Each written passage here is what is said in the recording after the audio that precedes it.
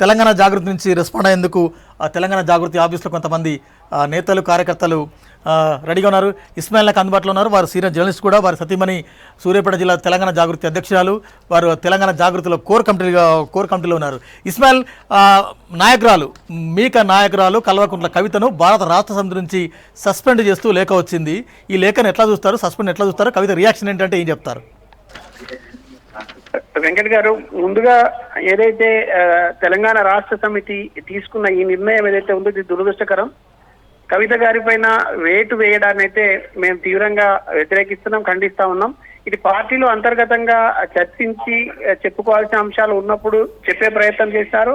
కొన్నిసార్లు సరిదిద్దేటటువంటి ప్రయత్నం కూడా చేయాల్సి ఉంటుంది. నాయకులుగా ఆ బాధ్యత ఉంటుంది కాబట్టి ఆ ప్రయత్నం చేసినారు.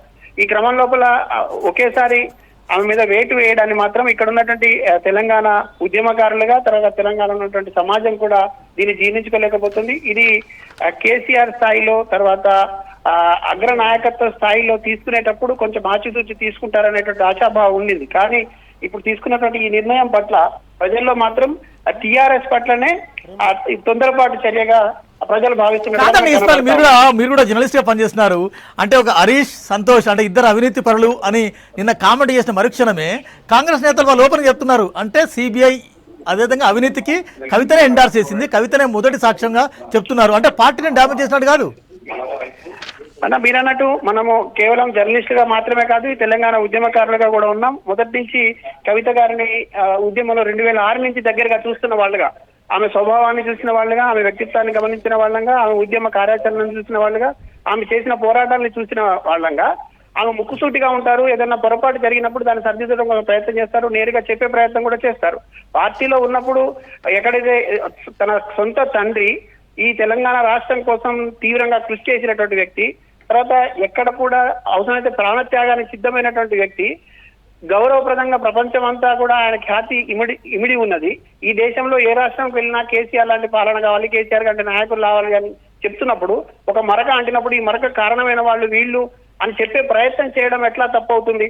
దాన్ని కూడా ఆ పార్టీని సరిదిద్దడం కోసం కానీ, లేదంటే ఎక్కడ లోపాలు ఉంటే సరిదిద్దుకోవడం కోసం ప్రయత్నం చేయాలి. కానీ ఇంట్లో ఎలకలున్నాయని ఇల్లు తగలబెట్టుకోం కదా. ఇప్పుడు ఇంత గొప్ప నాయకురాలని, ఉద్యమ నేతను వదులుకోవడం అనేది నిజంగా టిఆర్ఎస్ పార్టీ పొరపాటు చేసిందనే భావన మాత్రం ప్రజల్లో కనపడుతుంది. సేమ్ టైంలో మీరు మా పార్టీలో కొంతమంది దయ్యాలు ఉన్నారని ఇండైరెక్ట్ గా చెప్పినారు. ఆ దయ్యాల పేర్లలో నిన్న ఓపెన్ చెప్పినారు. దయ్యాల నుంచి నిన్న అవినీతి ఆనకొండల వరకు ప్రతి ఎపిసోడ్ కూడా ఆమె పార్టీని కొంత డ్యామేజ్ చేస్తున్నట్టు, మీ పార్టీ నాయకత్వం కొంత పరిగణలోకి తీసుకున్నట్టు వస్తున్నాయి వార్తలు.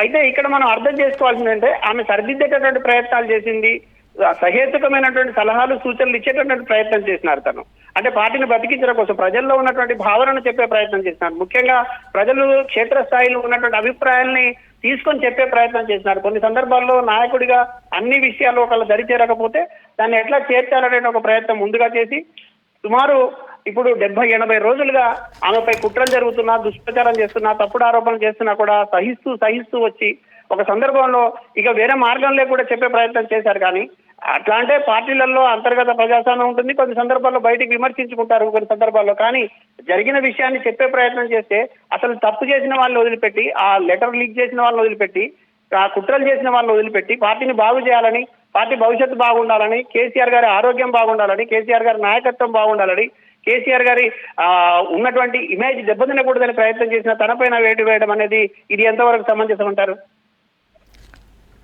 రైట్. ఆ సేమ్ టైంలో అంటే పార్టీకి డ్యామేజ్ చేసే చర్యలు కవిత పాల్పడుతున్నారు కాబట్టి సస్పెండ్ చేస్తామని చెప్తున్నారు. ఇక్కడ నా అభ్యంతరం ఏమిటంటే, పార్టీని పరిరక్షించుకోవాలని, పార్టీలో జరుగుతున్నటువంటి లోటుపాట్లు సరిదిద్దుకోవాలని, కింది స్థాయి నాయకులకు కూడా నా పెద్ద నాయకుడిని కలిసే అవకాశం ఇవ్వకుండా కొంతమంది అడ్డుకుంటున్నటువంటి వ్యవహారాన్ని పక్కకు పెట్టాలని, తర్వాత అరమరికలు లేకుండా నాయకత్వం కింది స్థాయి వాళ్ళందరూ కూడా కలుసుకునేటటువంటి ప్రయత్నం జరగాలని, గతంలో ఎన్నికల ముందు జరిగినటువంటి తప్పుడు ఏదైతే నిర్ణయాలు జరిగినాయో, కొంతమంది చేసినటువంటి తప్పుడు నిర్ణయాల ఫలితంగా జరిగినటువంటి ఓటమిని కూడా మళ్ళీ ఒకసారి సమీక్ష జరుపుకోవాలని, వాస్తవాలను గ్రహించి కింది స్థాయిలో ఉన్నటువంటి ప్రజలకు, నాయకులకు, తర్వాత ఉద్యమకారులుగా ఉండి ఉద్యమకారులను కూడా కొంతమంది పట్టించుకునే పరిస్థితి ఇప్పుడు వచ్చింది. ఆ ఉద్యమకారుల మనోవేదనకు గురై వాళ్ళు తిరుగుబాటుకు చేసేటటువంటి ఇస్మాయిల్, ఒక్క సెకండ్, పరిస్థితి వాళ్ళని కూడా ఇస్మాయిల్, ఒక్క సెకండ్ అండి. చేర్చుకోవాలని తను పదే పదే చెప్పే ఇస్మాయిల్ గారు, ఒక్క సెకండ్. చేసింది ఎక్కడ ఉంది? 42% రిజర్వేషన్ల కోసం కొట్లాడడం పార్టీని డ్యామేజ్ చేసినట్ట.